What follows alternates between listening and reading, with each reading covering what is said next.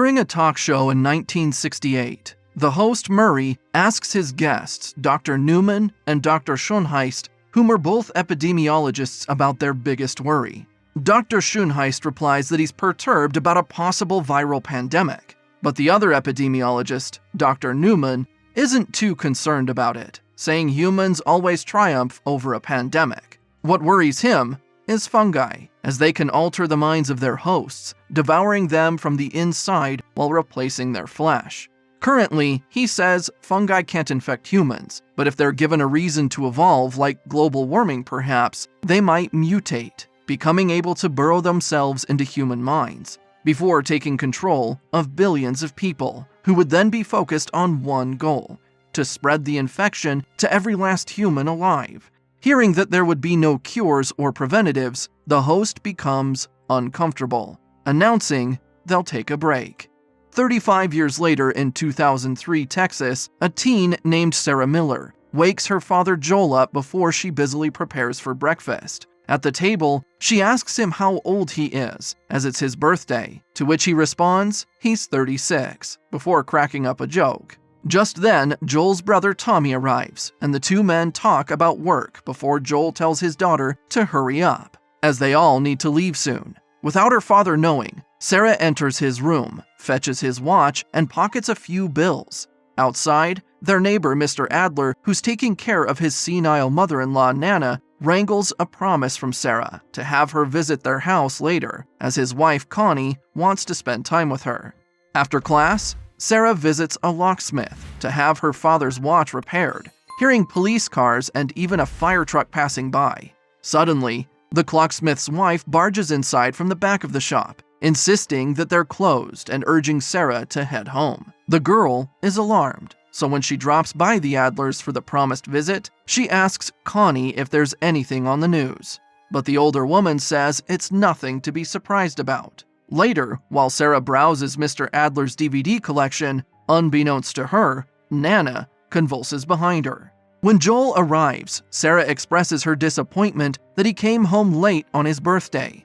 But still, she gives him her gift, the repaired watch. While they watch a movie together, Joel receives a call from Tommy, asking him to bail him from jail. Later, after hearing loud noises from outside, Sarah realizes she's alone in the house, and she checks the TV, which gives instructions that everyone is to stay indoors. When the teen discovers that the Adler's dog is at the front door, she tries to bring the collie back to the neighbor's house, but it fearfully bolts away. Sarah then enters their residence, and inside she finds a bloodied Mr. Adler, before discovering Nana is feasting on Connie. With tendrils coming out of her mouth, the old woman chases after the girl outside, but fortunately, Joel and Tommy arrive.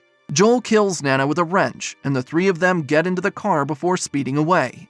On the road, the men tell Sarah that people are getting sick because of some virus or parasite, and as they're mostly people from the city, the military got the highway blocked off. They speculate that since the Adlers brought Nana often to the hospital, it's where she probably got infected.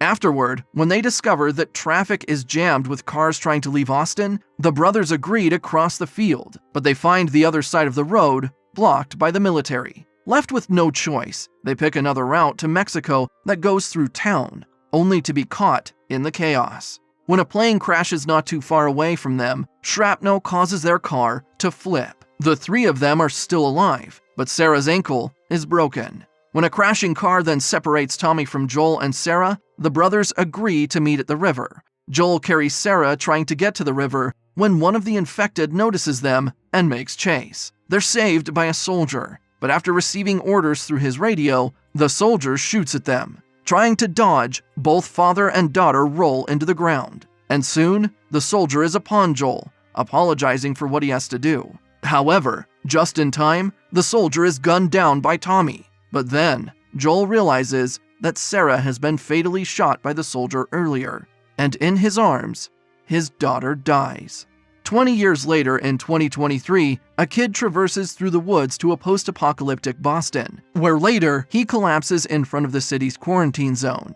Inside, the boy is inspected by an officer from the Federal Disaster Response Agency, otherwise known as FEDRA, a pre-apocalypse government agency, now turned into a totalitarian regime. After determining that he's infected, The officer gently tricks him into accepting an injection that will ultimately kill him. Later, within the 𝐄𝐩𝐢𝐬𝐨, Joel tosses the same boy into a fire pit, as it's his job for the day.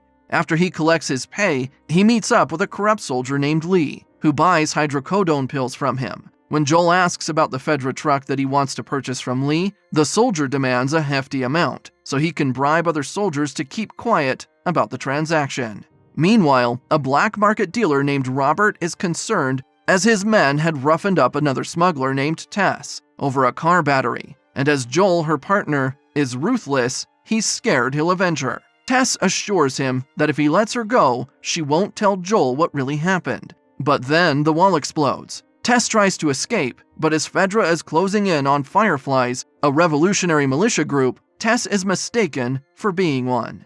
In another part of the Boston 𝐄𝐩𝐲, a teen named Ellie is held captive in a room. When one of her guards arrives, like many times before, she's forced to slowly count from 1 to 10. The girl insists that Fedra will come looking for her, but her captors aren't concerned. At the same time, Joel discovers from a radio operator that Tommy hasn't responded to his messages, and after extracting from the guy his brother's last known location, he heads back home. The next day, Joel discovers Tess's injuries, and though she initially lies, she admits that it was Robert's men who jumped her and that he sold their car battery to someone else. The two then agree to retrieve their battery before getting the truck so they can look for Tommy. Meanwhile, Marlene, the leader of the Fireflies in the Boston 𝐄𝐩𝐲, tells her deputy, Kim, whose loyalty to her is strained, something about the girl they're holding captive. Immediately, Kim's loyalty is restored, and she pledges to do whatever is needed to help their cause. Afterward, Marlene visits Ellie and releases her from her cuffs, before revealing that she's the one who left Ellie with Fedra, as the girl would be safest there. She tells Ellie that she has a greater purpose, and that they will be leaving later that night. Later, after getting intel on Robert's whereabouts, Joel and Tess go through a subway tunnel until they encounter a door to a building with blood streaming from the inside. They're greeted with several dead bodies, including Robert's, but the battery they find with him is no good. When they hear noises, the two smugglers look for the source, and just as Joel sees Marlene and Kim, he's attacked by Ellie from a nearby room. After he incapacitates her, Marlene enlists the two smugglers' services to get Ellie out of the 𝐄𝐩𝐲, as she promises to pay them with a running truck with guns and supplies. The two smugglers agree, and soon, the three of them leave. At Joel's apartment, while the two adults plan for the night, Ellie discovers a book of #1 song hits, where, inside, she finds the smuggling code Joel and Tess have with some guys named Bill and Frank. After Joel dismisses her questions, he goes to sleep while they wait for Tess to come back. When he wakes up, Ellie reveals that a song from the 1980s was played on the radio, and his expression isn't good. She figures it means trouble. When Tess arrives, the three of them head out, dodging lights and patrolling soldiers. However, their luck runs out when they come across Lee, who insists on dealing with them as protocol demands. He scans them for an infection when Ellie stabs him with her knife. As Lee is pointing a gun at him, Joel is reminded of the moments before Sarah's death, and quickly, he pounces on the soldier, beating him until he dies. Just then, Tess notices that Ellie's scan says she's infected, but the girl shows the older woman her 3-week-old wound. As those who are infected don't last for more than a day, Ellie insists she's fine.